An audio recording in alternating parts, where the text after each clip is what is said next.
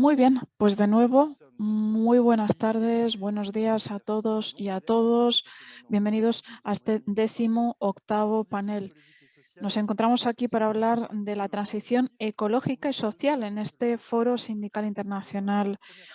Contaremos con una primera sesión sobre cuestiones de convergencia entre lucha democrática, social y medioambiental de hora y media, con una serie de testimonios de personas que ven aquí en la pantalla, y luego una sesión de cierre en la que abordaremos los balances, los resultados que podemos remontar de los talleres que han sido celebrados a lo largo de esta semana.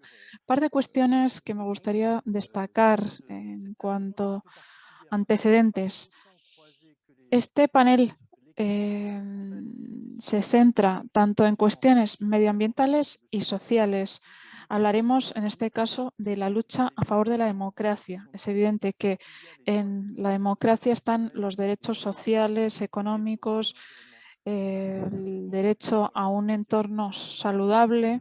A menudo la lucha por la democracia aborda todas las cuestiones que ya hemos ido debatiendo a lo largo de esta semana. Es por ello que me gustaría que los panelistas se centrasen en la lucha por los derechos sociales, sindicales y la lucha por la democracia, ¿no? El tema que nos concierna en este panel. Por supuesto, también podremos hablar de las cuestiones medioambientales que indirectamente forman parte de esta cuestión. Contamos con una decena de aportaciones y propongo que empecemos en el continente asiático para luego acabar en las Américas. Y así nos podemos adaptar a los horarios de los camaradas de Asia, que allá ya es tarde por la noche y en Latinoamérica es todavía por la mañana. Empezamos entonces la ronda con una intervención por parte de Filipinas. Joshua Mata, del sindicato CTU, camarada también que ha colaborado con la CGT y hemos intentado expresar nuestra solidaridad con Filipinas, que ahora se enfrenta a muchas medidas de privación de libertad. En el pasado ya hemos podido hablar de la lucha que han tenido los camaradas en su zona, que ya fueron remontadas en uno de los talleres. Las actividades sindicales de lucha social. Sin más dilación, le cederé la palabra para un testimonio acerca de la lucha de los camaradas de Filipinas y el contexto político del país, que no es nada sencillo. Adelante, Joshua. Joshua va a intervenir en inglés. Gracias. Sí, muchísimas gracias por darme la oportunidad de intervenir aquí. Intentaré no hablar demasiado rápido para los intérpretes, dice amablemente el señor Mata.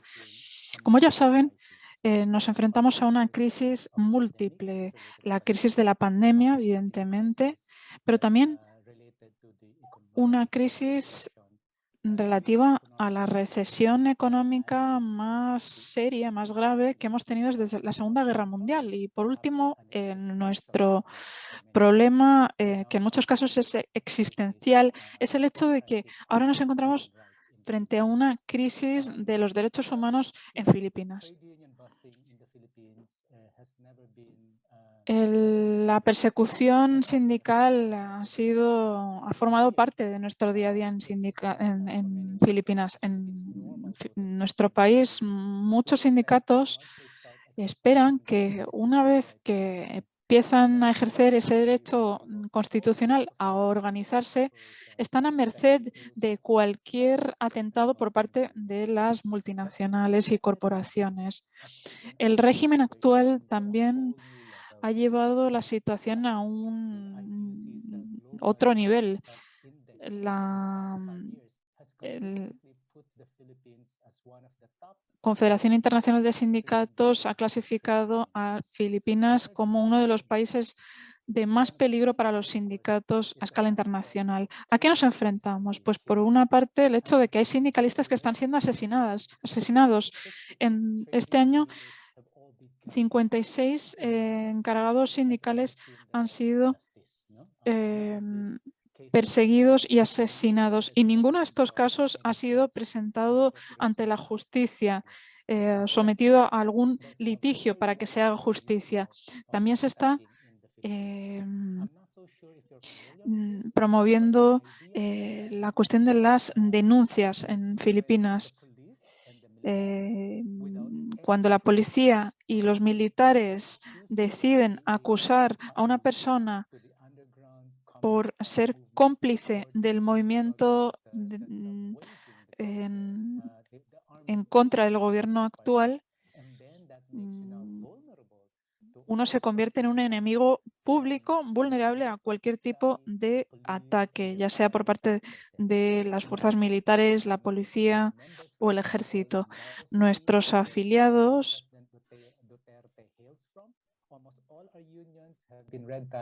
los sindicatos, fueron acusados por ser terroristas, por prestar apoyo al terrorismo, por apoyar al Partido Comunista. Reciben mensajes de texto con amenazas, llamadas por teléfono con amenazas. Personas que se han visto perseguidas en sus hogares, si no estaban en casa, sus familiares habían sido amenazados, les dijeron que su familiar se había unido a un grupo terrorista al unirse a un sindicato. Y en muchos casos las personas acaban siendo asesinadas, y cuando un sindicalista ha sido asesinado, lo que dice el gobierno es que ha sido su propia culpa, ¿no? Porque luego ponen pruebas falsas con granadas, con pistolas que los acusan. Y esto lo está analizando el Tribunal Penal Internacional, que hace poco ha destacado que el gobierno de Filipinas también es acusado de crímenes de lesa humanidad. Estas son las atrocidades a las que nos enfrentamos en Filipinas, y esto, por supuesto, socava nuestro derecho a la asociación en nuestro país. Si alguien empieza a dudar de haberse sindicalizado, deja de poder gozar de esa libertad de asociación. ¿Cómo luchar en semejante contexto? La verdad que me gustaría contar con una hoja de ruta que pudiese compartir con todos vosotros y contar con una estrategia, pero la verdad es que luchamos allá donde podamos, cuando podamos. Y el arma más importante que tenemos es nuestra preparación ideológica, la preparación que tienen nuestros afiliados. Intentamos garantizar que todos sean conscientes de sus derechos constitucionales, los que les son asignados por los convenios internacionales, la OIT, el hecho de que simplemente están ejerciendo derechos. Y quiero destacar que cada vez que alguien ha sido denunciado o amenazado, nosotros intentamos alzar la voz, hacer que esto se haga público, que corra la voz. Hablamos con encargados de comunidades, municipios, y hacemos que todo esto pase a la luz. Y que todos estén al tanto de ello para que todo el mundo sea consciente de quién ha cometido estos ataques. Intentamos garantizar que todos nuestros afiliados estén bien equipados para utilizar el derecho a su favor, para, por ejemplo, mostrarles cómo aprovechar los mecanismos del Tribunal Supremo que podrían protegerlos siempre que se vean expuestos a este tipo de vulnerabilidad. Y el arma más importante que estamos utilizando en los últimos años es nuestra capacidad de unirnos. La unión hace nuestra fuerza. En este régimen de asesinos no podríamos sobrevivir si no fuese por nuestra colaboración con otros movimientos sociales de Filipinas y otras organizaciones. Es por ello que en 2016 Centro fue determinante a la hora de crear una gran coalición de derechos humanos en el país. En el 2017 también construimos una coalición de movimientos sociales que incluye grupos de mujeres, campesinos, jóvenes, comunidades urbanas y rurales, personas de defensa del medio ambiente. Y el año pasado, en medio de la pandemia, cuando el gobierno estaba luchando por una ley contra el terrorismo que acabó promulgando, nosotros pudimos desarrollar una coalición de distintos movimientos que nos permitieron unir fuerzas y defender nuestros derechos políticos y sociales, así como los derechos humanos de los sindicalistas y defensores de los derechos sociales en Filipinas. Me gustaría dedicar mis últimos minutos para destacar que, a fin de cuentas, a pesar de enfrentarnos a todos estos ataques, no nos olvidamos de esa responsabilidad que tenemos de responder y expresar nuestra solidaridad con todos los camaradas que están en mayor peligro, como nuestros hermanos de Myanmar, Hong Kong. Es importante emprender las acciones necesarias para trabajar codo con todos los compañeros. Lo dejo aquí y estaré disponible para cualquier comentario o pregunta. Gracias. Muchísimas gracias, Joshua, por este testimonio. Le recuerdo a los espectadores que tenemos a personas que se encuentran en estado de menos alarma, ¿no?, con estas medidas liberticidas que tienen en Filipinas. Desafortunadamente tenemos países que se encuentran en una situación de seria gravedad. Otro país que ha visto un atentado contra sus movimientos sindicales es Hong Kong.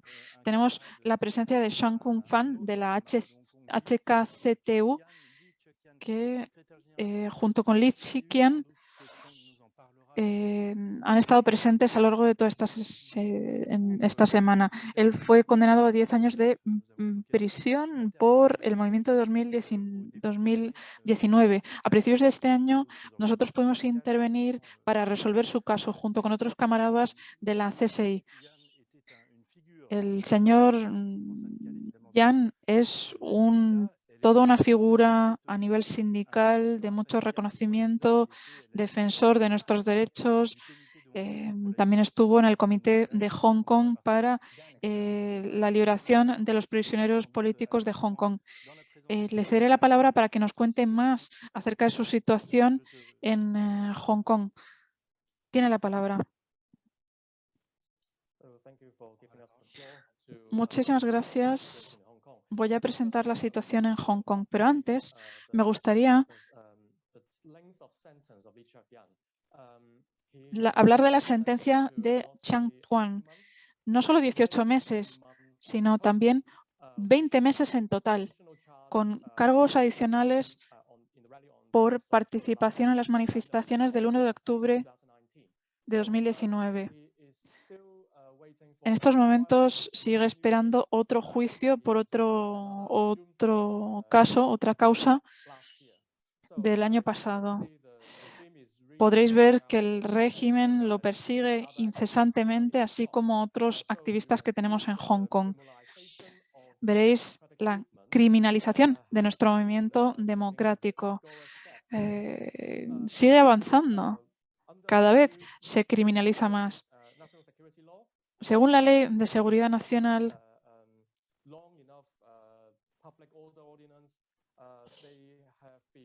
bajo el lema del orden público, se está acusando a activistas por ir en contra del Estado de Derecho, de las leyes y por organizar manifestaciones en contra del gobierno.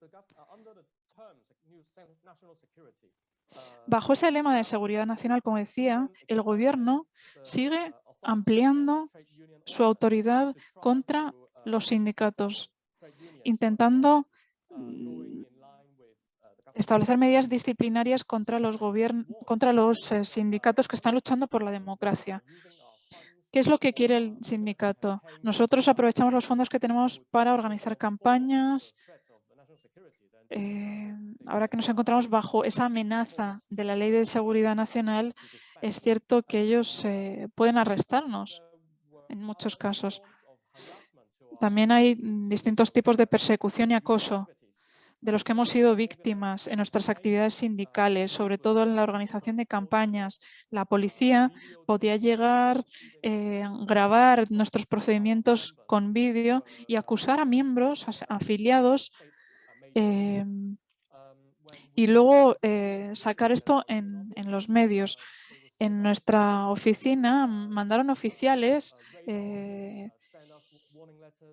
encargados que nos mandaron una carta que decía que tenía que censurar nuestros vídeos. También hemos visto interferencia en conducta profesional por medio de ocupación.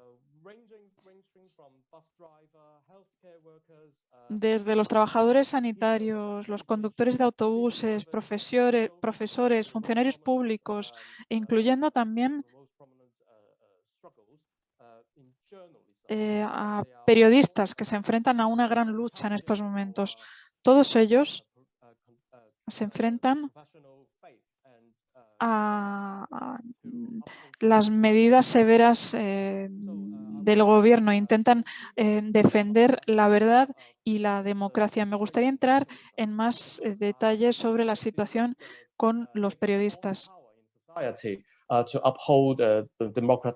Porque es la posibilidad que tiene la sociedad de defender los valores democráticos. Pero tenemos una situación similar a la que existe en Filipinas. Los medios, el medio más progresista se llama Apple Daily. En los últimos 2 días, el editor jefe y la dirección ha sido detenida bajo la Ley de Seguridad Nacional y están detenidos antes incluso de que tenga lugar un juicio, porque sencillamente hay una amenaza a la seguridad nacional. Estas son noticias muy frescas y es un choque para toda la sociedad. En el último minuto que me queda, diría que la amenaza no solo es ante los derechos fundamentales, sino los derechos civiles de cualquier ciudadano.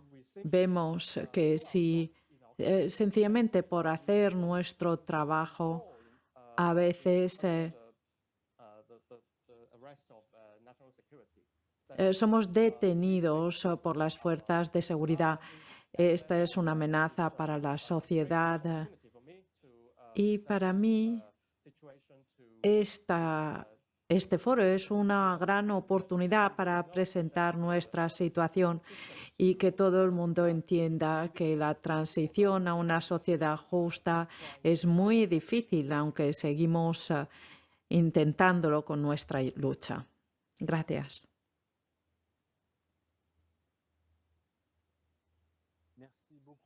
Muchas gracias, Chaung Kung Fung Fan, y gracias por las noticias sobre la situación en Hong Kong.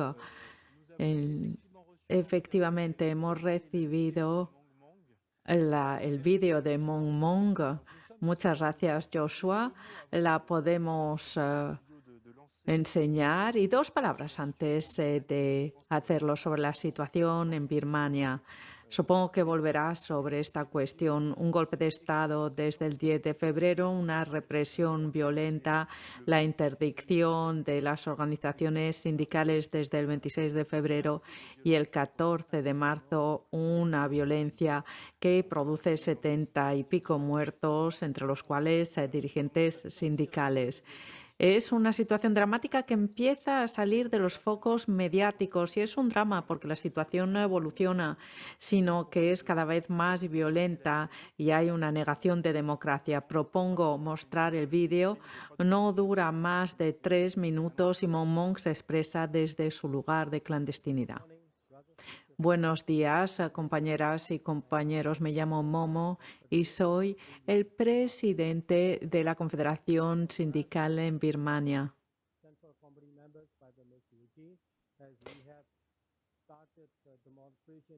Hemos empezado una movilización tras el golpe de Estado. Me gustaría dar las gracias a los compañeros de la CGT por la oportunidad de hablar durante esta reunión. Y también me gustaría mostrar el apoyo por la lucha democrática. Muchas gracias a Joshua por su apoyo desde Filipinas y por el apoyo que nos ha mostrado en estas últimas semanas. En estos momentos estoy en un lugar seguro en donde el régimen no puede llegar y detenernos.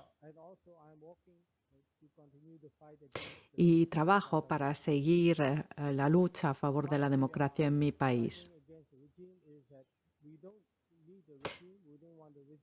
No queremos el régimen, no lo necesitamos.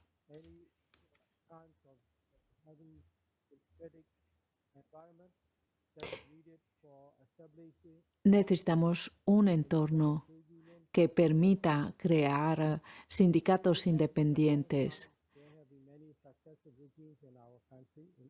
Ha habido regímenes sucesivos en Myanmar, pero en el 2020, con la ayuda de la comunidad internacional, pudimos llevar al régimen a las elecciones en donde tuvieron muy malos resultados y el gobierno electo intentó progresar con respecto a los sindicatos. Firmaron un convenio con nosotros,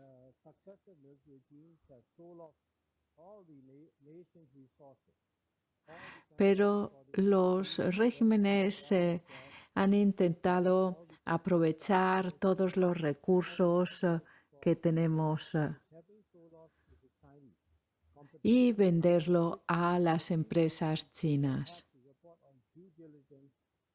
Esto significa que no ha habido una diligencia debida por parte del gobierno. Intentamos deshacernos del régimen y una vez que lo consigamos, esperamos que nuestro país pueda estar en el camino del respeto de los derechos humanos, de los derechos laborales y una distribución igual del poder y del bienestar.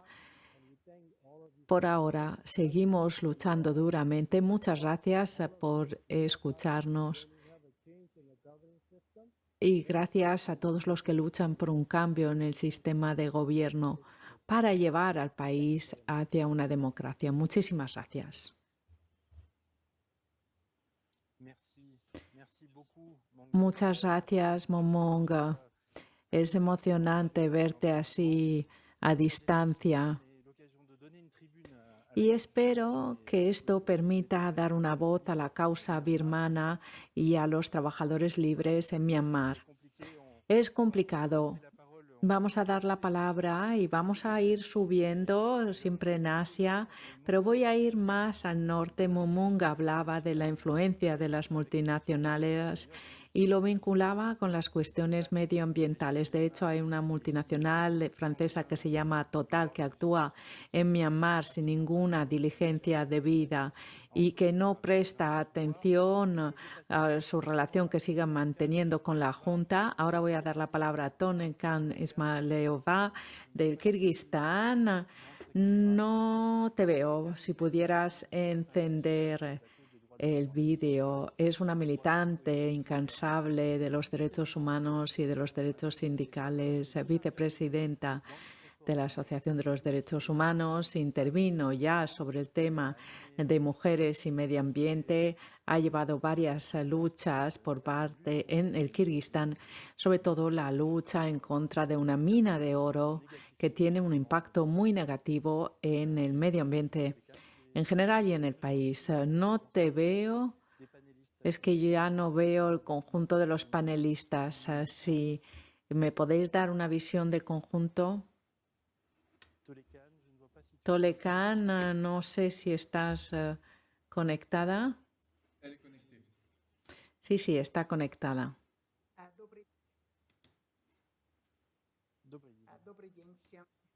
Я благодарю вас за возможность выступить.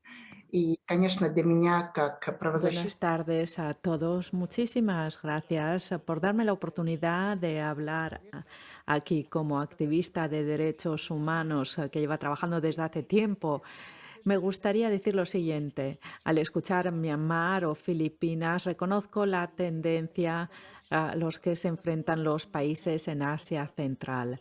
Me gustaría señalar que este foro es único y muchas gracias los que tomaron la iniciativa y lo organizaron. En primer lugar, porque el foro tiene lugar durante la pandemia y estos nuevos riesgos y retos han mostrado los problemas sistémicos que todavía no se han resuelto. Al hablar de cuestiones sociales y económicas e intentando ver lo que sucede a nuestro medio ambiente, observamos que nuestro mundo está en riesgo. No quiero hablar de estadísticas. Estamos en peligro. ¿Y por qué? Porque no hay acceso al aire limpio. Vemos que los bosques se están quemando, muchos ríos y lagos se han perdido. Y les voy a dar un ejemplo personal. Como una niña me bañaba en un lago maravilloso, Isiclo, pero todos los peces han desaparecido y estas son las consecuencias de las grandes empresas que no tienen para nada en cuenta las necesidades de las poblaciones locales. Kirguistán, cuando se convirtió en independiente, era el país de más éxito en Asia Central. Y fue un país democrático y esto se perdió cuando la empresa de producción de oro entró en el país, luego tuvo lugar la revolución en el 2005, luego otra revolución en el 2010, tras lo cual o bien teníamos una revolución, una revuelta en octubre del año pasado y la gente tuvo esperanza en que la sociedad civil en Kirguistán iba a ser lo suficientemente fuerte. Hay más de 100 grupos étnicos que viven en nuestro país. Algunos víctimas del régimen de Stalin fueron llevados a Asia Central de un día para otro. Son víctimas del 2016 y hubo muchas matanzas. Nuestra historia, nuestra memoria es bastante dramática. Somos nómadas y en la cultura nómada hay relaciones muy estrechas con la naturaleza y esto tiene mucho valor. Pero desafortunadamente, al intentar buscar dinero, pues empezamos a enfrentarnos a un peligro. El tema que nos ocupa hoy es que alguien que ha trabajado en yo he trabajado en ha habido alguien que ha trabajado en Naciones Unidas durante 10 años y esta persona ha utilizado el mandato en la región y habría que tenerlo en cuenta en los documentos estratégicos de Naciones Unidas.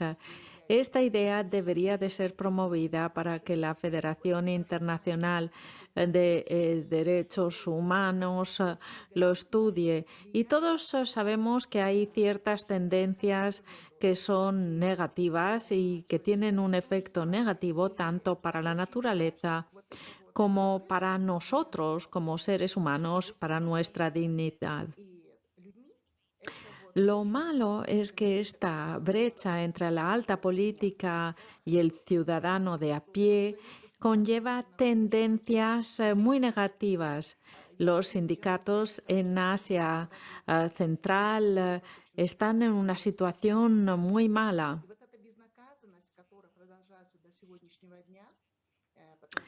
Uno de los sindicatos fue destruido y muchos de sus militantes fueron asesinados. Y vemos que hay inocentes que se ven perseguidos, sindicalistas, y los culpables no han sido todavía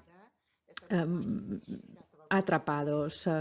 Hace algunos años tuvimos que esconder a algunos militantes y yo estaba en la frontera ayudando a las personas. Incluso en la actualidad Esperamos ayudar a los sindicalistas que están en la cárcel, ayudamos a sus familias. Lo que intento decir es que la solidaridad internacional es muy importante y hemos escuchado por parte de nuestro colega en Hong Kong que necesitamos liderazgo horizontal. Lo hemos escuchado también de Myanmar. Me gustaría dar las gracias a Boris Krochenko, que nos ha dado ayuda para poder defender el proyecto de ley relativa a los sindicatos en Kirguistán.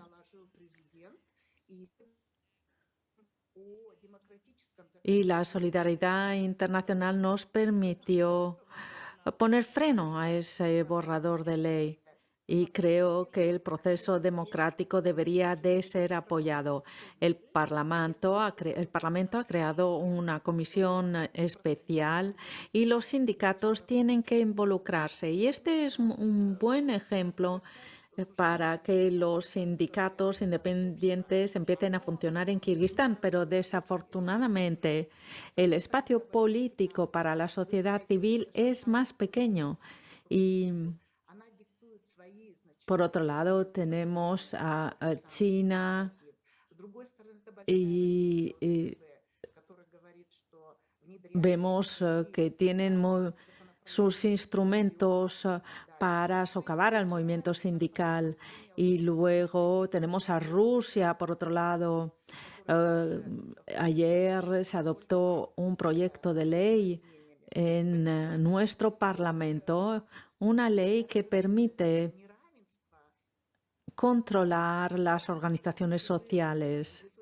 Ahora, si vemos las brechas y las desigualdades, observamos que hay muchos líderes que son hombres y la igualdad de género también tiene que ser tomada en cuenta, tanto para los sindicatos como para el movimiento de derechos humanos. Y tenemos que trabajar estrechamente para tener solidaridad y que se involucren más militantes a nivel mundial y que esto sea tangible.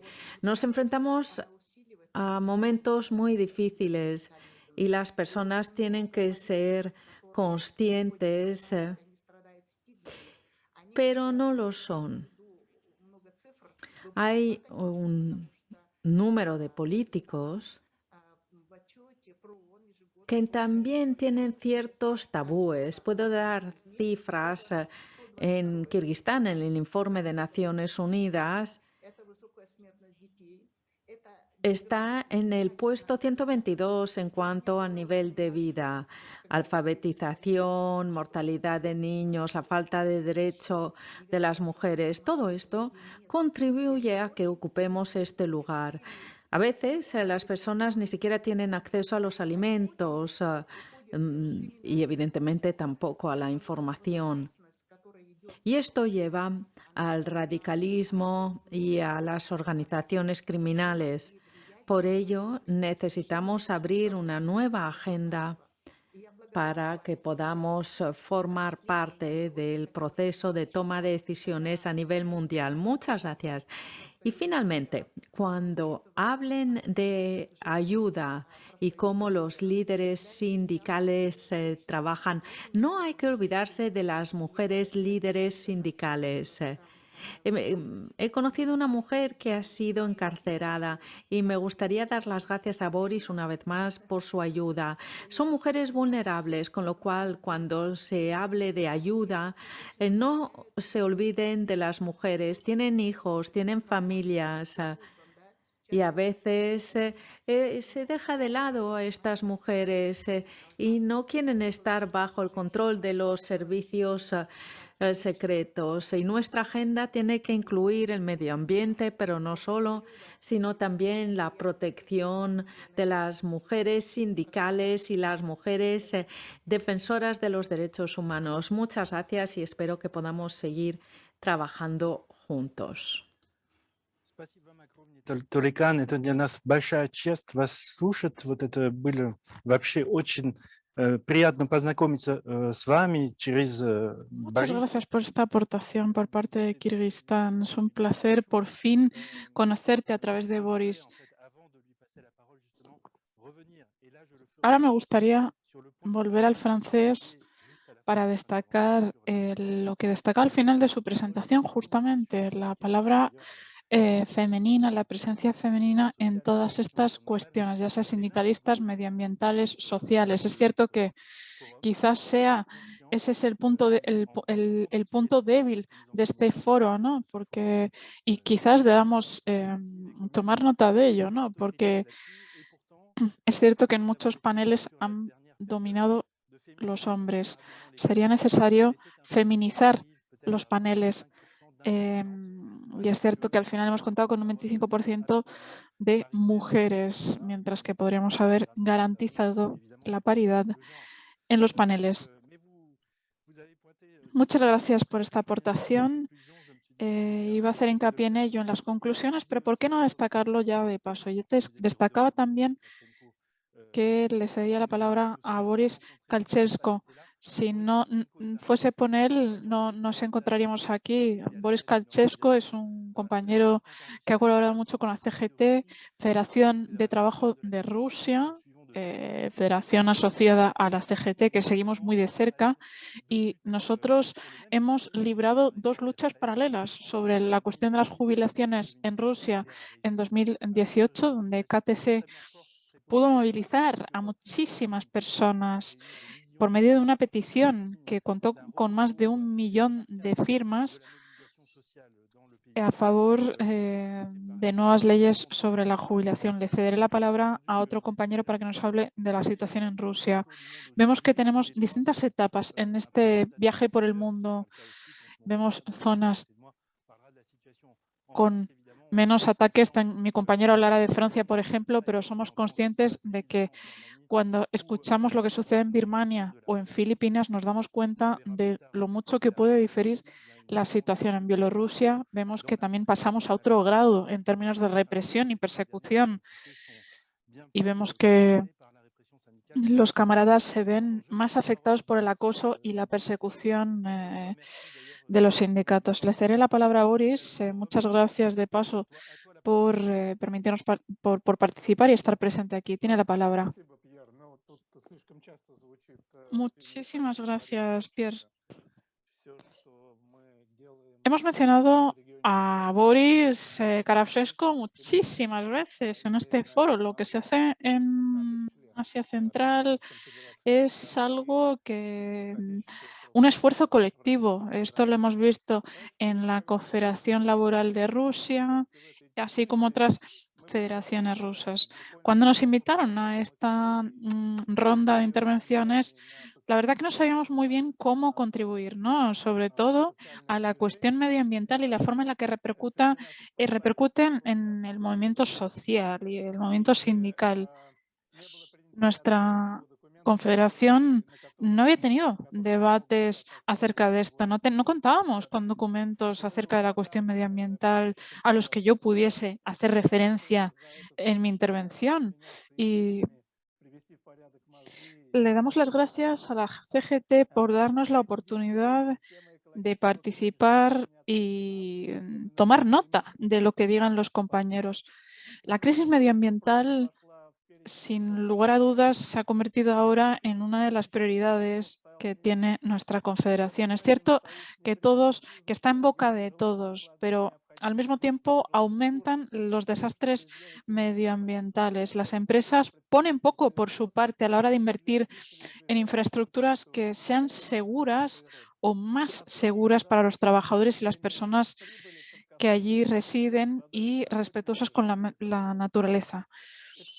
Se centran en el lucro a corto plazo que acaba socavando en la naturaleza, destrozando la naturaleza y destrozando las sociedades. Vemos que en las últimas 2 décadas han tenido 10.000 sucesos, fenómenos medioambientales, más desastres medioambientales que los que habíamos visto en los últimos 10 años. La dinámica de la Federación Rusa es muy similar. En el año 2020, el número de desastres medioambientales superaba con creces las cifras de años anteriores. También en términos de magnitud, vemos catástrofes que han tenido lugar en 2020. En Rusia, la proporción de desastres naturales triplicaba la de años anteriores. El medio ambiente, por supuesto, también afecta a la salud de las personas. Hablamos de la calidad del aire, la calidad del agua, el cambio climático y la propagación de enfermedades desconocidas también es otro desafío al que nos encontramos y repercute de forma directa en los cuidados médicos y sanitarios de nuestro país, con toda una carga que dificulta el acceso de los trabajadores a una buena salud. Tomamos buena nota de este fenómeno. Intentamos plantarle cara. Sabemos que muchos no tienen la fuerza como para plantarle cara al establecimiento, al establishment. Influenciar en la toma de decisiones a nivel político. La Federación Rusa ha visto cómo se han ido desintegrando las instituciones públicas y la sociedad civil, sobre todo para aquellos que quieren actuar en nombre de la gran mayoría. Las instituciones internacionales también están siendo expulsadas por parte de nuestros responsables políticos. Sucede lo mismo con los sindicatos y pienso aquí en lo que sucedió con la Unión Soviética. El establecimiento político nos niega nuestro derecho a ponernos en huelga. La Federación Rusa se encuentra en una situación extremadamente difícil en la que no se defiende el interés común. Nuestras instituciones son débiles en esta situación. Las peores prácticas las vemos en las violaciones de derechos humanos. Como bien se ha destacado por otros compañeros, esto también se debió a la huelga de 2011, donde los trabajadores exigían mejor salario y mejores condiciones de trabajo y se encontraron con disparos contra la muchedumbre. Esto refleja claramente la situación a la que nos enfrentamos en la Federación Rusa. Vemos en Kazajistán casos similares. Vemos a personas que intentaron ayudarnos a crear sindicatos independientes y luchar por las libertades sociales y nuestras prioridades medioambientales están siendo reprimidas. Alexander Yorosku va a hablar también de Bielorrusia y lo que está sucediendo con los sindicatos y los derechos laborales en ese país. En encarcelaciones y acusaciones de aquellos que alzan la voz. Vemos que sucede lo mismo con Kirguistán y otros países que incluso prohíben categóricamente la creación de sindicatos. El marco legislativo de Rusia está cambiando. No podemos organizar manifestaciones para apoyar determinadas personas durante conflictos sociales. Vemos que en muchos casos es imposible hacer que las personas puedan participar en actividades independientes del sindicato y el Estado lo que hace es intentar marginalizar cada vez más al sindicato, acusándolos de acciones ilegales, ilícitas. En Kirguistán y Ucrania vemos el auge del neoliberalismo y sus consecuencias y el hecho de que la legislación que regula los sindicatos está siendo enmendada. Pasará lo mismo en Rusia y en Bielorrusia. La situación deja mucho que desear. Nos encontramos con una transición injusta. Si queremos que la transición sea justa, necesitaríamos contar con programas que tengan en cuenta la opinión y los derechos de la mayoría. En nombre de la Confederación, de la Federación Rusa, nosotros estamos listos para luchar a favor de una solidaridad internacional como la que está promoviendo la CGT con esta plataforma. Esperamos que el trabajo se vaya remontando y que unamos fuerzas. Yo creo que hemos de romper con estas tendencias negativas. Muchas gracias.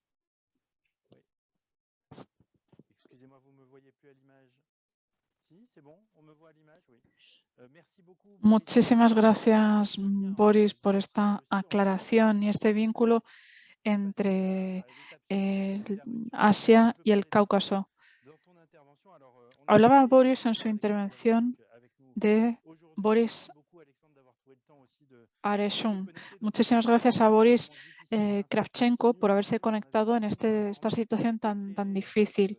Hemos escuchado la situación en Bielorrusia en el verano de 2020. Recordaréis que hubo un movimiento social considerable con múltiples huelgas en distintas fábricas y un descontento, un hartazgo por parte de la sociedad en contra de ese poder omnipotente que dirige el país como si fuese, bueno, siendo una oligarquía. Tenemos a Alexander ahora que va a intervenir, pero antes me gustaría recordar a nuestro público una fotografía aquí de Alexandre en una publicación de la CGT. No sé si pueden acercar la cámara para que lo vean bien los camaradas. Bueno, es él con la bufanda de la CGT. ¿Se ve? Bueno, no pasa nada si no funciona. Simplemente un poco de publicidad a favor de la CGT. Contamos con poco tiempo, por lo que, sin más dilación, le cederé la palabra a Alexandra. Adelante.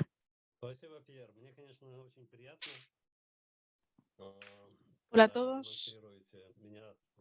Es un placer escucharles. Y han compartido una imagen en la que salgo con la bufanda de la CGT, que me parece estupenda. Y es un símbolo que utilizamos nosotros también una y otra vez. Es simbólica para nosotros. Estamos muy al tanto del movimiento sindical en Francia y su historia. Seguimos de cerca las iniciativas de la CGT y para nosotros son un ejemplo a seguir. La bufanda no está ahí de casualidad. Es por nuestro apoyo, evidentemente. Bien, estoy aquí para hablar de Bielorrusia. No creo que nadie se esperaba lo que ha sucedido el año pasado en mi país.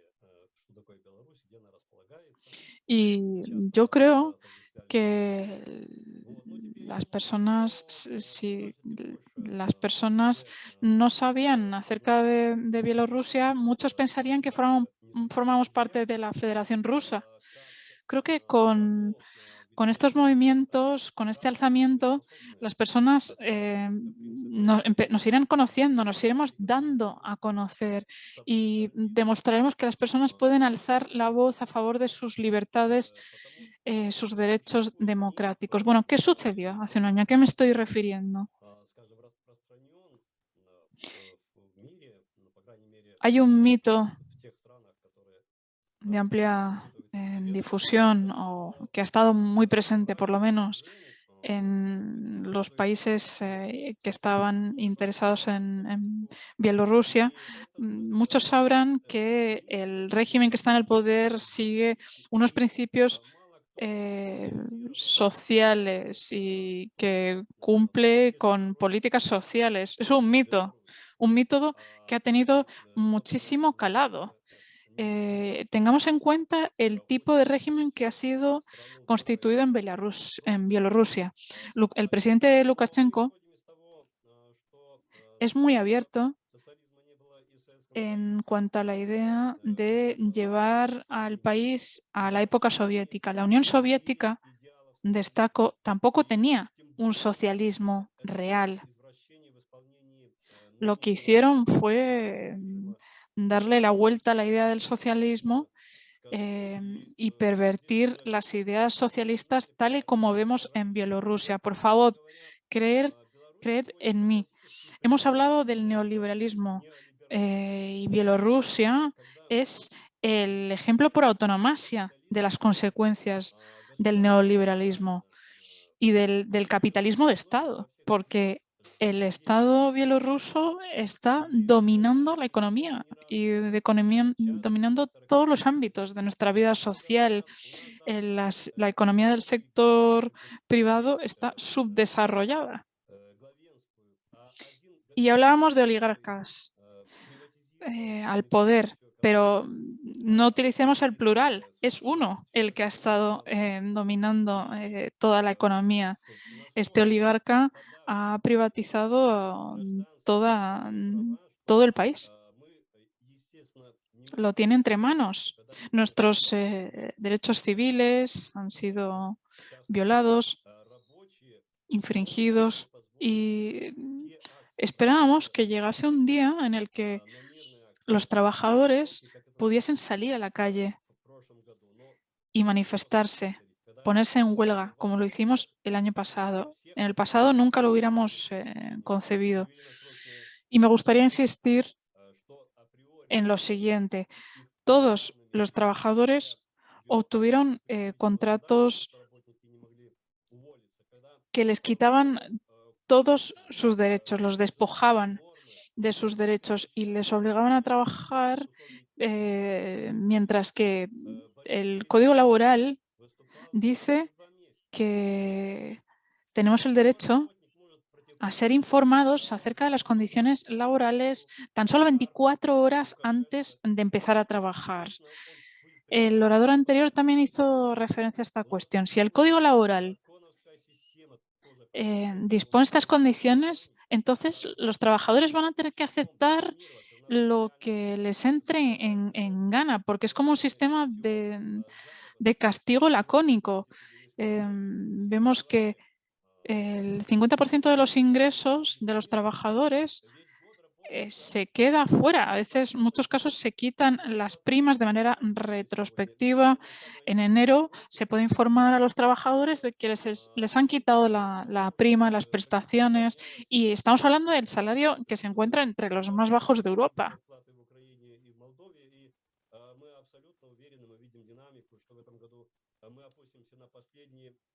Son similares a los de Moldavia, Ucrania y estoy casi seguro que para finales de este año los salarios de Bielorrusia se encontrarán entre los más bajos de Europa. Teniendo en cuenta todo esto que escribo, me gustaría destacar que en aquel entonces ya no soportábamos más, perdimos la paciencia y las elecciones presidenciales fueron falsificadas. Los métodos utilizados en aquel entonces eran métodos de terror. Fue todo un fiasco. Y es por ello que los trabajadores decidieron ponerse en huelga y manifestarse, salir a la calle a manifestarse. Todas estas manifestaciones, estas protestas, fueron reprimidas, detenidas, con mucha violencia.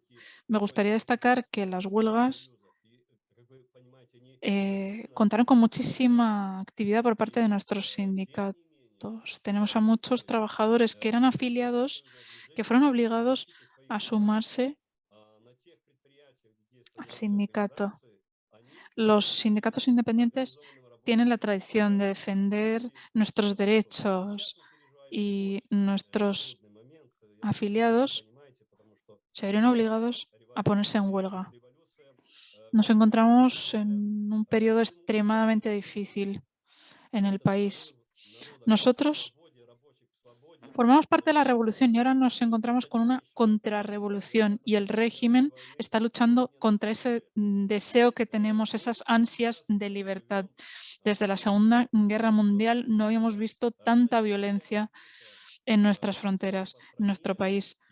Nos encontramos con una situación en la que reina la violencia por doquier en todo el país y cualquier intento que tengamos de manifestarnos se verá reprimido y encontrado con violencia, con represalias. La verdad que es muy difícil actuar en estas condiciones. Sin embargo, algo que hemos de hacer, y esto me parece estratégico, es defender a los sindicatos independientes, cueste lo que cueste, y a pesar de toda esa presión con la que nos encontramos. estamos poniendo todo de nuestra parte para plantarle cara a estos riesgos, a estas amenazas. Y yo creo que lo más importante que ha sucedido es que hemos alcanzado esa revolución en las mentes, revolución en la mente de nuestros trabajadores. La revolución ya está presente en el imaginario de nuestras personas y eso nos llevará a la victoria real, la victoria del pueblo, y mi país será libre y democrático. Muchas gracias.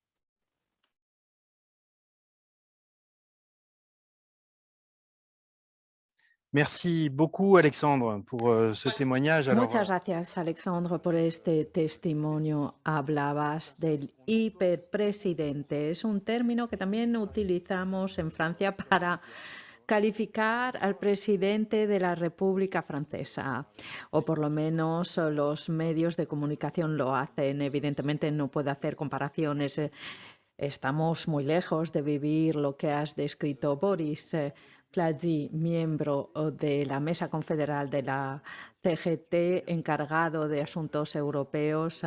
¿Puedes decirnos unas palabras de la situación en Francia y cómo se percibe aquí en términos de libertad democrática? Muchas gracias, Pierre. Buenos días a todos y a todas las participantes en el foro. Es verdad, Pierre, como lo dices, puede parecer desfasado escuchar la voz de la CGT en esta mesa redonda que quiere exponer los casos más graves de violaciones de derechos humanos y laborales. Francia se puede cualificar como vieja democracia, se presenta a menudo como un modelo. Sin embargo, en el último periodo, nuestro país ve un retroceso de las libertades democráticas que debería de preocuparnos. Bajo la presión de una extrema derecha a las puertas del poder, lleva a una desaparición de lo que fue a lo mejor un modelo, por lo menos una referencia para una serie de militantes en el planeta que tienen que luchar en contra de los regímenes autoritarios y liberticidas. Habría que recordar aquí algunos elementos para ver los ataques a la democracia. El uso de la fuerza por las fuerzas de seguridad está en el origen de los atentados en contra de los derechos humanos. En 2014, un joven de 21 años es asesinado durante el tiro de una granada ofensiva ante una manifestación en contra de un proyecto de presa en el sur de Francia. A partir del 2016-2017, la doctrina de mantenimiento del orden lleva un uso de fuerza durante las manifestaciones que tuvieron lugar por la reforma del Código Laboral. Todo esto se acompaña de un uso cada vez más frecuente de carga de la policía, de gases lacrimógenos, que lleva a heridas fuertes ante los manifestantes. El gobierno decidió dar armas mutilantes a las fuerzas del orden que generó durante las manifestaciones de los chalecos amarillos mutilaciones. Decenas han perdido una mano. Una vieja señora perdió la vida tras haber recibido en la cabeza una parte del gas lacrimógeno. Bueno, todo eso muestra un deterioro en el seno de nuestra democracia y eso levantó varias declaraciones y toma de posiciones internacionales, y voy a citar dos. El 14 de febrero del 2019, Naciones Unidas evoca las restricciones desproporcionadas al derecho de manifestarse en un informe de 3 expertos independientes de la Comisión de Derechos Humanos. Y finalmente, el 6 de marzo de 2019, Michelle Bachelet, alta comisaria de Naciones Unidas a los Derechos Humanos, se preocupa por un uso excesivo de la fuerza durante las manifestaciones en Francia. Lejos de escuchar estos avisos internacionales recogidos por varias ONGs como Amnistía Internacional, el gobierno actual va aún más lejos en la restricción de las libertades públicas. La adopción de una nueva ley este año relativa a la seguridad global o la publicación de decretos que permiten la eliminación de declaraciones de convicción política u otra nos lo muestra. En noviembre pasado, Naciones Unidas se dirigió al presidente denunciando el ataque a las libertades fundamentales, a los derechos humanos, a la libertad privada, al derecho de expresión y de reunión pacífica, que representa un punto fundamental. Naciones Unidas, y nos disculpamos porque hay un micrófono abierto. Esto va en contra del derecho internacional y el texto sanitario vinculado a la COVID-19 limita las prerrogativas de los sindicatos y de sus representantes, tal y como lo resalta la Comisión Nacional Consultiva de los Derechos Humanos.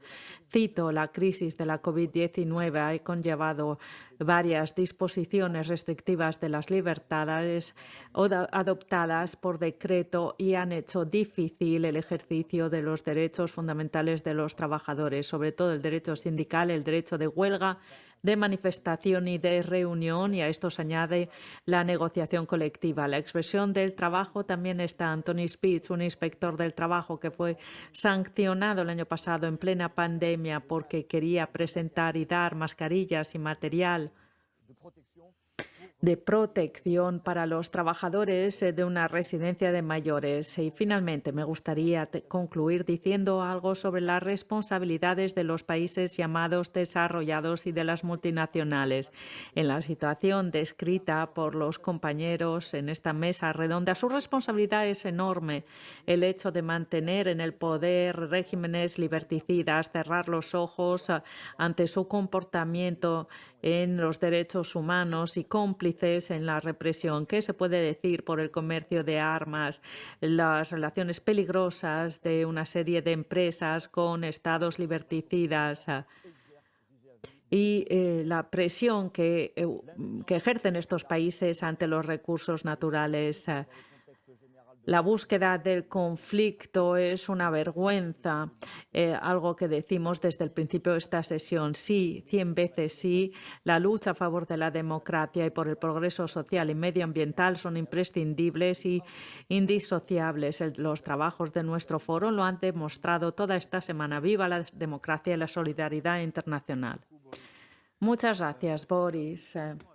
Muy bien, pues concluimos nuestro viaje en Europa. Estamos al borde del Mediterráneo y propongo cruzarla, ir hasta Túnez ahora. Nisa Ben Salah, dirigente del UGTT de Túnez, que está con nosotros hoy. Sé que se había previsto otra persona, pero sustituyes rápidamente a esta persona.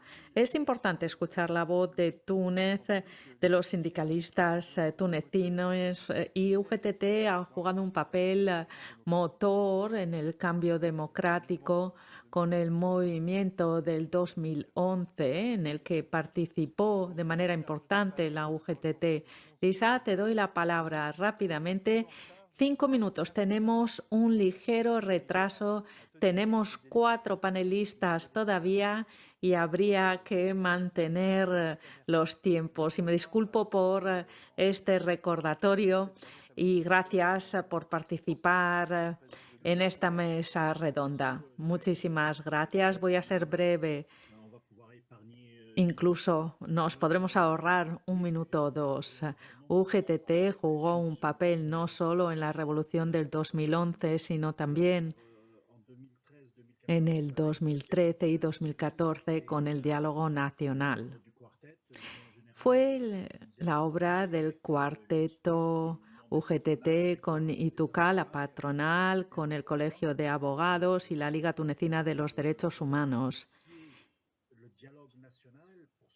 Lanzamos el diálogo nacional para sacar al país de la crisis política e institucional, sobre todo tras el asesinato de 2 líderes políticos, Haq Ibrahim, el líder de un partido de izquierdas, un militante conocido, y también el asesinato del líder de una corriente popular, también de otro partido de izquierdas. UGTT y con el cuarteto ganamos el Premio Nobel de la Paz en el 2015.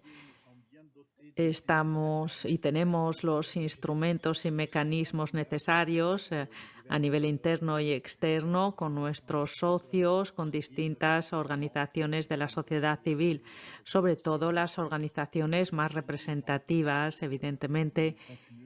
Y seguimos jugando ese papel y no sé si estáis al corriente que la UGTT ha lanzado la idea de una nueva ronda en diciembre de 2020 justamente para desbloquear una situación política que está cada vez más bloqueada entre la presidencia de la República, del Gobierno y el Parlamento.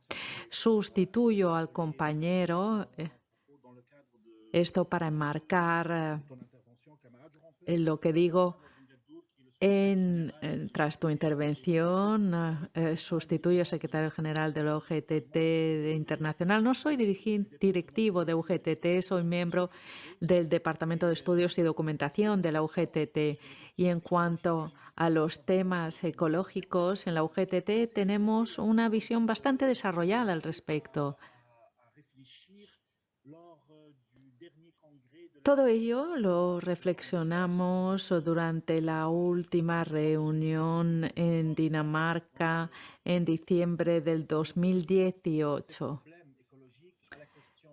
Vinculamos estos problemas ecológicos al tema fundamental del fracaso de la globalización y pensamos que la globalización ha fracasado porque se ha encerrado en dos dimensiones únicamente, una dimensión económica y otra financiera, menospreciando la dimensión social y ecológica. La globalización no se ha dotado de los dos brazos necesarios, el brazo social que garantiza el respeto de los derechos sociales de los y las trabajadoras en el mundo para que la deslocalización no permita a las empresas buscar una legislación social en un país X menos exigente con respecto a otro país en donde los derechos sociales han evolucionado y se han defendido. Lo mismo en cuanto a la ecología. Pensamos que es muy importante que el movimiento sindical internacional, que todos nuestros compañeros y compañeras, todos nuestros socios en el movimiento sindical internacional sean conscientes de la necesidad de tener un brazo social y ecológico en esta globalización. Esto es algo fundamental para la UGTT y pedimos a todos nuestros compañeros franceses, europeos e internacionales a ser conscientes de todo ello y trabajar juntos para que esta idea progrese. Asimismo, encargado por el compañero secretario general, pedir vuestra solidaridad y pedir que sobre este tema de las patentes para las vacunas, para levantar las patentes, que ejerzáis las presiones necesarias ante vuestros gobiernos y sobre las grandes empresas farmacéuticas para suspender las patentes de las vacunas para permitir una producción un poco más grande y un poco más rápida para que responda a las necesidades. Hay países en donde la tasa de vacunación es del 0,2%. Nuestro país, y estamos encantados, está alcanzando el 60-70% y eso es bueno. Y pensamos que los países pobres hay que ayudarles para que obtengan la vacuna. Y pensamos que el mecanismo para ello es crear una solidaridad internacional en el movimiento sindical internacional, ejercer las presiones necesarias para suspender las patentes. No me voy a alargar más, he tardado 4 minutos y medio. Muchas gracias, Lizaga. Fantástico. Lo bueno con tu intervención es que nos permite ver que se puede abrir un horizonte y que no estamos condenados a vivir bajo un Estado represivo. La situación tunecina, tal y como nos lo presentará dentro de un minuto la situación chilena, nos permite ver luz al final del túnel. Ahora voy a dar la palabra un poco más al sur. Nos quedamos en África. A Edith Pulcherik Vale. Edith, muchas gracias por haber aceptado participar en este panel sobre los derechos democráticos, sociales y medioambientales. Edith tiene un perfil especial. Ha sido sindicalista, directiva de una gran organización sindical de su país, Côte d'Ivoire. Fue secretaria general adjunta, una de las secretarias generales adjuntas de la CNICL Côte d'Ivoire, animadora de un movimiento social ahora amplio. Es una coalición que reúne ONGs, partidos políticos, organizaciones sindicales y ciudadanos, que se llama la Alternativa Ciudadana de Côte d'Ivoire. Sin más, te doy la palabra para 5 minutos y, por favor, puedes respetar este horario porque nos gustaría dejar un poco de espacio para el debate antes de liberar este espacio para la sesión de clausura que tendrá lugar a las 15 y estáis invitados, evidentemente, a esta sesión de clausura. Edith, te doy la palabra enseguida.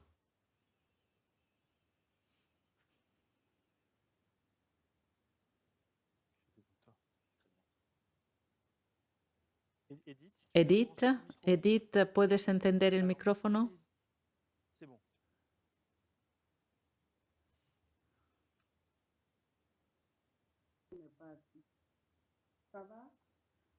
¿Me escuchan? Sí. Buenos días a todas y a todos. Soy responsable de Alternative Citoyenne Ivoirienne. No ha destrozado el nombre. En Côte d'Ivoire, el movimiento sindical se ha visto reprimido.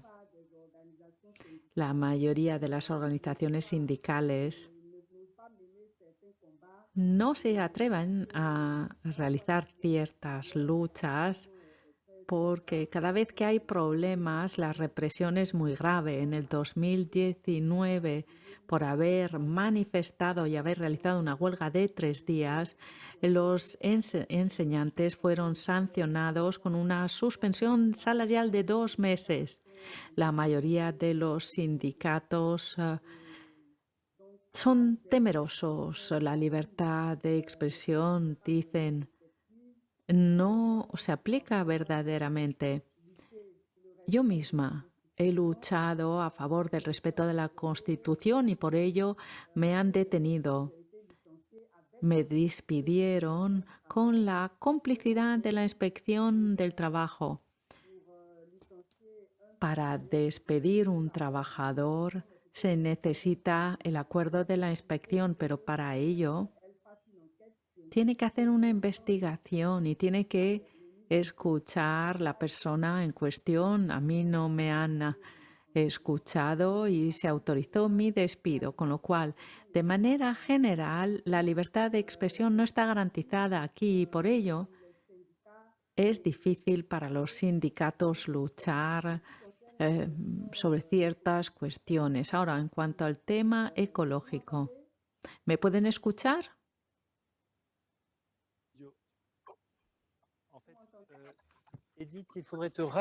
Edith, tendría que acercarse del micrófono, por favor.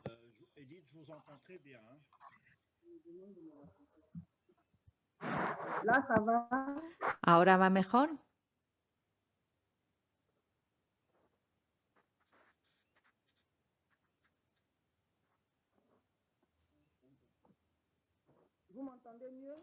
¿Me escuchan mejor?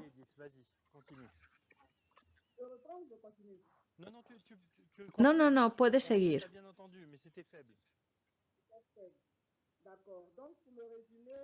Para resumir, diría que en Côte d'Ivoire la libertad de expresión, al no estar garantizada, es difícil para los sindicatos luchar incluso a favor de sus derechos y aún más a favor de la ecología. Personalmente, por haber luchado por el respeto de la Constitución oponiéndome al tercer mandato del presidente actual, me han detenido durante 8 meses y medio y por ello perdí también mi empleo tras 22 años de servicio con la complicidad de la Inspección del Trabajo.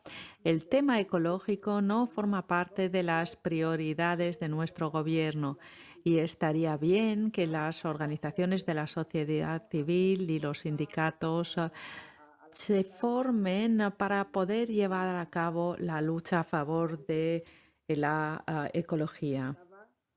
¿Me han escuchado bien? Me voy a ceñir a esto y si hay alguna pregunta la contestaré.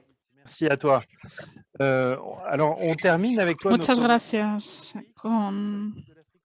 Contigo concluimos el viaje por África, cruzamos el océano y llegamos a Brasil. Y con esto le cedo la palabra a Ceute, Brasil.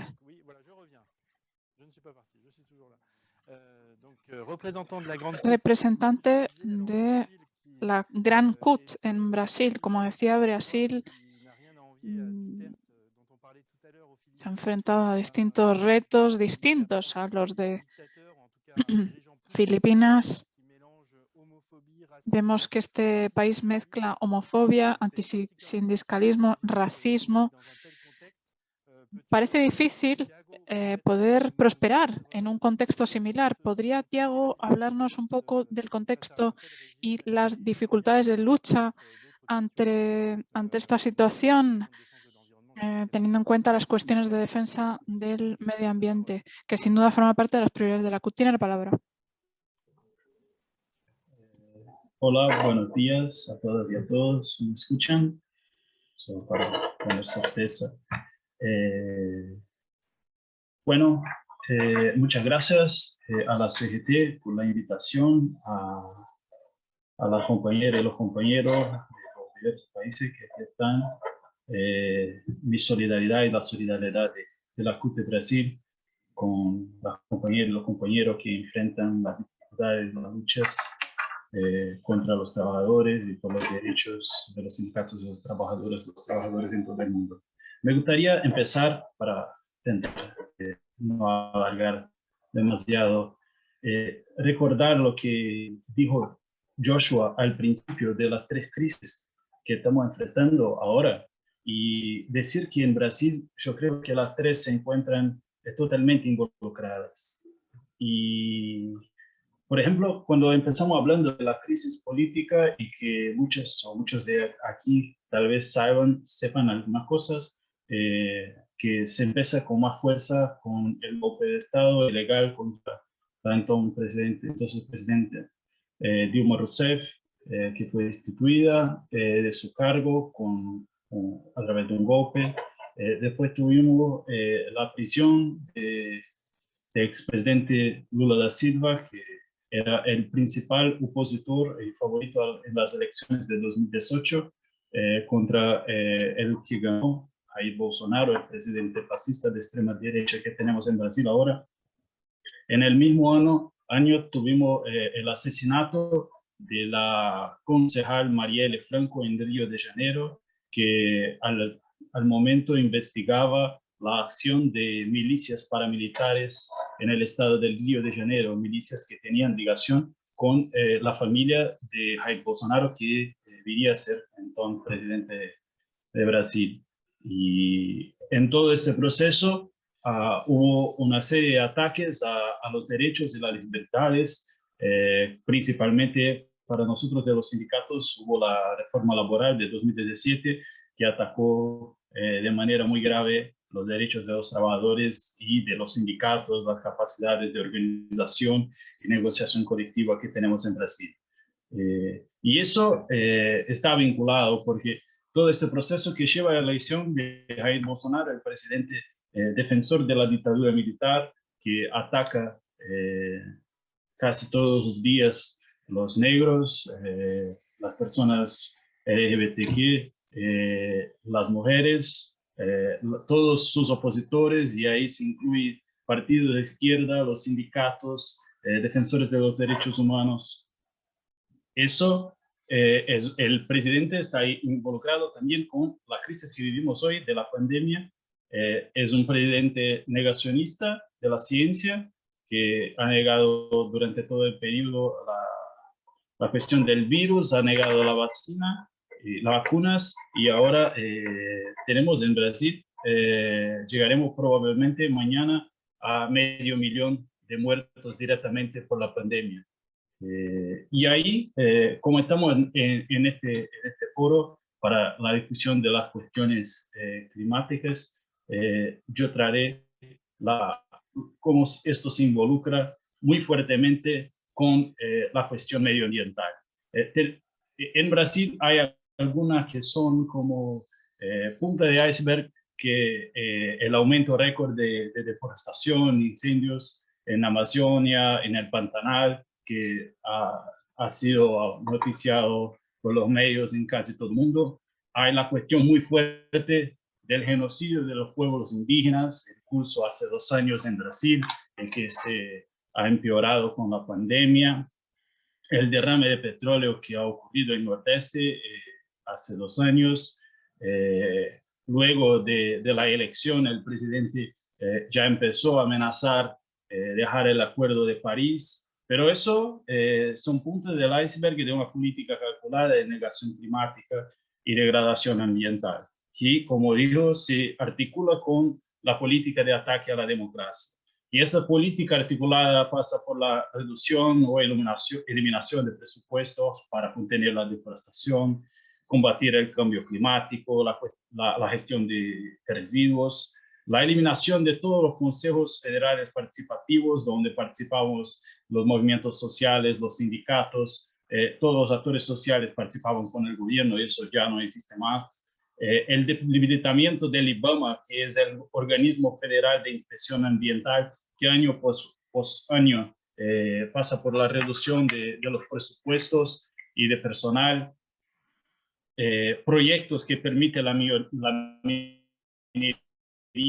en tierras indígenas, en áreas de protección ambiental, y favorecen la toma ilegal de reservas forestales por productores rurales. Yo creo que en español es acaparamiento de tierras, el término que se utiliza. Y una política que favorece al latifundio de monocultivos mientras ataca el pequeño productor rural, que en Brasil es responsable por la producción de alimentos en el momento en que el país vuelve a vigorar en el mapa del hambre.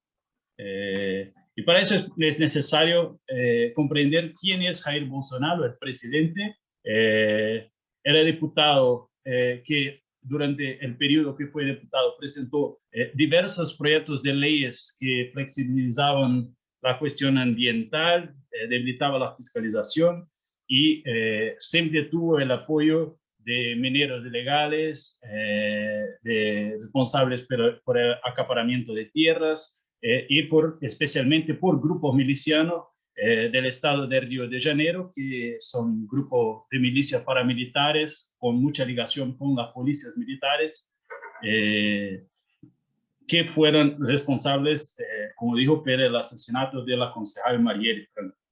Y el ministro del Medio Ambiente de Brasil, Ricardo Salles, el ministro de Bolsonaro, que siempre tuvo el apoyo de políticos y empresarios ligados a deforestación ilegal, y que hace un año estuve en los medios, que en una reunión oficial de ministro defendió utilizar el enfoque que los medios y las personas daban a la pandemia para aprobar medidas, normas y políticas que faciliten la deforestación.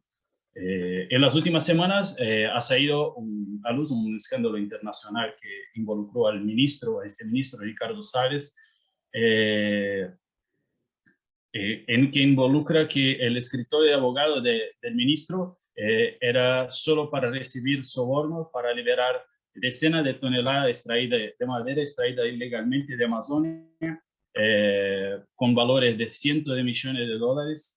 El oficial de Policía Federal involucrado en la denuncia en contra del ministro fue destituido, y el ministro, luego de enterarse de la investigación, fue junto con un ayudante que estaba armado a la sede de la policía para cobrar la situación.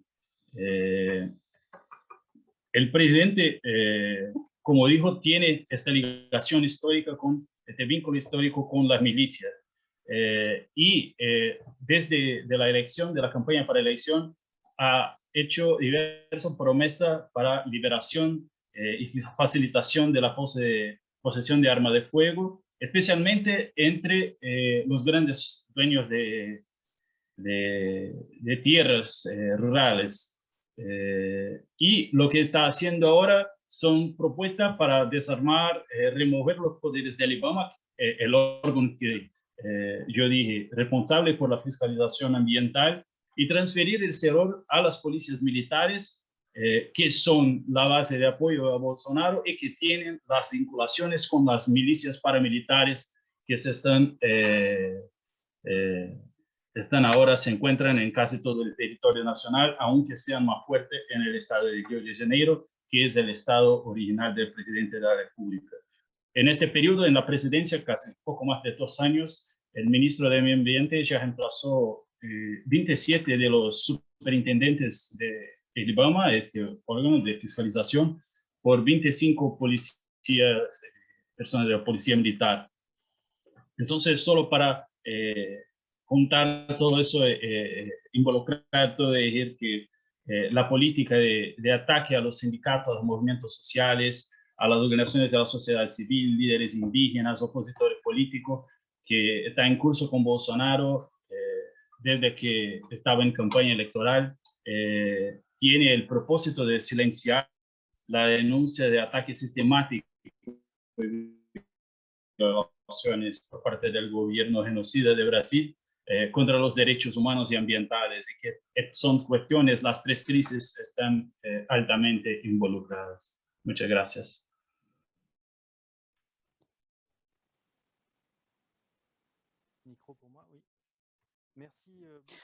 Muchísimas gracias, Thiago. Muchísimas gracias. Eras el último panelista de esta sesión. Teníamos previsto también contar con Tamara Muñoz de Chile, encargada de formación, que nos hubiera permitido concluir esa vuelta al mundo con un ejemplo que nos daría nuevas perspectivas, porque sabemos que en Chile también hay un movimiento social muy amplio, construido a finales de 2019, que a fin de cuentas ha alcanzado un cambio en el poder, con nuevas elecciones parlamentarias que luego nombraron a nuevos representantes que nos han dado cambios de perspectivas en todo el país, con un procedimiento realmente revolucionario. Bien, como contamos poco tiempo y tenemos una segunda mesa redonda que abrirá dentro de menos de media hora, propongo que vayamos concluyendo nuestro debate. Antes, me gustaría proponer a los panelistas que si tienen alguna intervención, si tienen alguna cuestión que deseen aportar a este panel, no duden en presentar sus observaciones. Estoy viendo a ver si hay alguna contribución. Si alguien quiere levantar la mano. Si no quieren intervenir, procederé a unas conclusiones para el panel. Veo que nadie quiere intervenir, no hay solicitudes de toma de la palabra. Pues muchísimas gracias a todos y a todas por esta participación. Yo creo que ha sido una vuelta al mundo de hora y media que nos ha dejado helados, con la sangre fría, en muchos casos la sangre helada, y otros casos esperanzadores que nos dan nuevas perspectivas. Yo creo que con esta transición ecológica y social hemos podido intercambiar muy buenas ideas a lo largo de esta semana. Bien, como digo, tenemos otra sesión dentro de media hora, así que con esto procedo a darle las gracias.